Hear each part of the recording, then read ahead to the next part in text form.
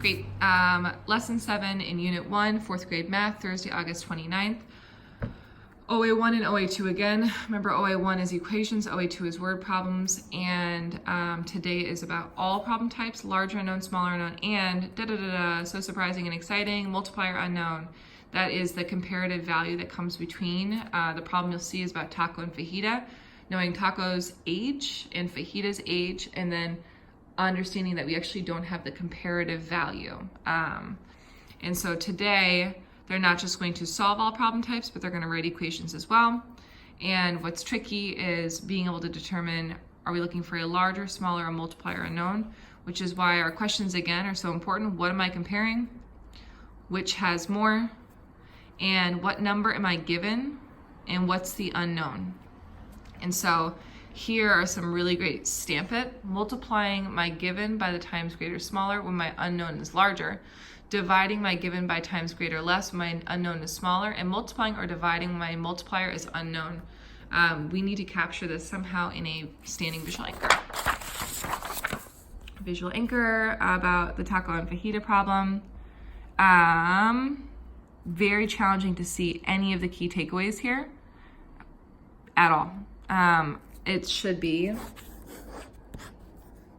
name at the top, word problem, workspace, and then the questions below, honestly.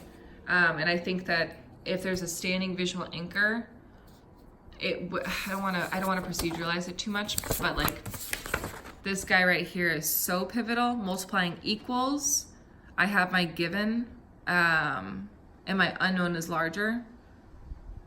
How could you make that equal? Multiply equals given small, unknown, large, something like that. Okay, make sure to go through all of this. Workshop, mid-workshop, your discussion is mad tiny today because you actually have to focus on giving the kids more at-bats. This spacing is ridiculous. Okay, great. I'm gonna talk to you how I would talk to an adult, but remember, for a kid, let them work first, then you're show calling pieces of work and letting them discuss why did they solve in that way. Annotation, big problem. Miss Lovejoy has the cutest dogs in the world, Taco and Fajita. Fajita walks for 12 minutes each day. His sister Taco walks for 48 minutes each day. How many times greater does Taco walk than Fajita? My unknown is the difference Taco and Fajita walk.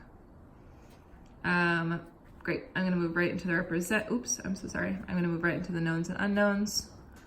Knowns, unknowns, I know that Fajita equals 12, Taco equals 48. And then my unknown is their difference. Not their difference. How many, the times greater. So times greater. I'll put little check boxes here as I go through it. Great, my represent. I know that Fajita equals 12. I know that Taco equals 48. Because this is the larger value, I'm gonna put 48 there.